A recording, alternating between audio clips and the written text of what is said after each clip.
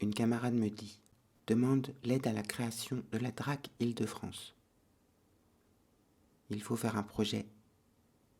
Je ne le fais pas. Le dernier jour avant la date limite, elle me dit « T'as encore le temps, fais-le. » Dans la nuit, je repense à cette petite compagnie américaine, Up Aerospace, qui envoie des fusées dans l'espace. Si on paye un certain prix, on peut envoyer des objets dans cette fusée. J'ai l'idée d'envoyer une Polly Pocket, une minuscule poupée qui flotterait autour de la Terre. Le lendemain, j'écris à Up Aerospace pour demander combien ça coûterait d'envoyer une Polly Pocket dans l'espace. Un Américain nommé Bruce Lee me répond rapidement. 500 $, no problem. Bruce Lee était très cordial, il n'a posé aucune question. Ma camarade me dit « Demande plus !» Je fais un budget pour l'envoi de la Polly Pocket, du matériel de location de tournage de films et de la végétation miniature de maquettes pour architectes. En tout, ça fait 3600 $. Le rapporteur de mon projet s'appelle Benjamin. Il me soutient auprès de la commission du ministère de la Culture. Je reçois une lettre de la DRAC pour me dire que mon projet est retenu. J'écris à Bruce Lee pour savoir quand part la prochaine fusée. Bientôt, le 2 mai 2009. On est presque en avril. J'envoie ma Polly Pocket par International Chronopost de peur qu'elle ne se perde ou n'arrive pas à temps. 50 € pour à peine 1 gramme, dans une pochette plastique livrée en 2 jours au Nouveau-Mexique. Les semaines passent, aucune nouvelle de Bruce Lee.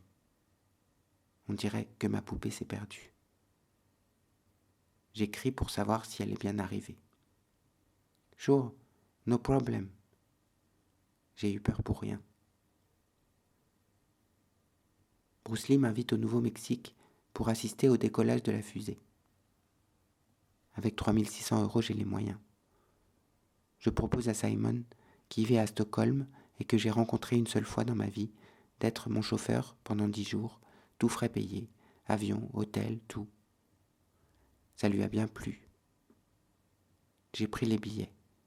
Aller fin avril, retour début mai. 2 jours avant le départ, Bruce Lee m'écrit qu'il y a un imprévu. L'armée américaine réquisitionne l'espace aérien le jour du lancement de la fusée pour tester des missiles. Ça arrive parfois. On décale le lancement d'1 semaine. No problem. Je suis désespéré. Je ne peux pas changer les billets. On ne verra pas décoller la fusée. Tout est fichu. Simon et moi, on part quand même. On arrive à l'aéroport d'El Paso. Il n'y a plus de voitures à louer. Des dizaines de soldats américains viennent d'arriver et ils ont tout pris. On a de la chance, on trouve une grosse Jeep rouge 4 roues motrices. C'est parti. Le Nouveau-Mexique est plein de sites touristiques à visiter. Dans les supermarchés vides, on croise des militaires en treillis qui font leurs courses avec un bébé dans leur caddie. Sur la route toute droite pendant des heures, on est arrêté par un checkpoint. Des migrants essayent de passer depuis le Mexique. À Alamogordo, on visite le musée d'aérospatial, puis en route vers le grand désert de sable blanc. On dirait une autre planète, le Nouveau-Mexique. On va à Roswell, où est apparu le premier extraterrestre en 1947. Tout est à sa mémoire dans cette ville. À la boutique, la dame a dit « Pourquoi vous êtes venu ici ?» alors que elle rêve d'en partir.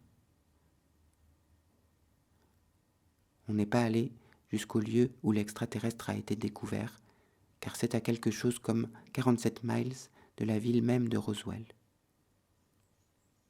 On repart vers Socorro, voir le Very Large Array, un immense télescope composé de 27 antennes paraboliques géantes, celui qu'on voit dans le film Contact, quand Jodie Foster reçoit un message radio des extraterrestres.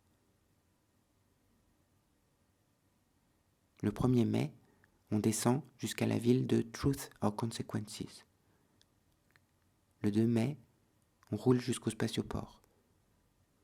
On ne peut pas aller plus loin qu'un grillage. Au loin, on voit un truc qui pourrait ressembler à une rampe de lancement, mais c'est pas sûr. Le lendemain, on a notre avion retour depuis El Paso. On espère ne pas pouvoir repartir, car une épidémie de grippe porcine H1N1 commence à se répandre depuis le Mexique. Mais notre avion décolle, et le lendemain, on est revenu en Europe. 6 jours après, la fusée d'Up Aerospace décolle pour l'espace.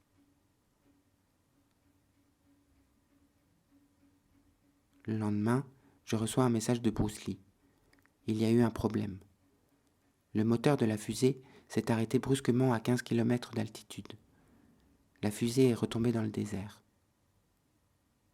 Ils vont retrouver la fusée et me renvoyer la Polly Pocket. C'est une malfonction technique. Désolé.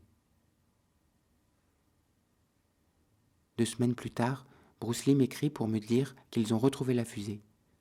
Malheureusement, le cône en métal qui contient la Polly Pocket s'est disloqué et on ne sait pas où il est retombé. On va essayer de le retrouver, mais c'est pas sûr. C'est grand le désert. 2 semaines plus tard, je reçois une photo sur laquelle on voit Bruce Lee et 2 autres Américains devant un hélicoptère. Bruce Lee tient le cône en métal dans ses bras. C'est grâce à l'armée américaine qui a localisé sur ses radars un petit objet métallique et à l'équipe de télé locale qui a prêté son hélico qu'on a retrouvé le cône. Quelques semaines plus tard, je reçois la Polly Pocket dans une enveloppe avec un CD où on voit décoller la fusée et une lettre d'excuse pour que ça n'ait pas marché. La prochaine fois, je peux avoir un discount pour envoyer un nouvel objet.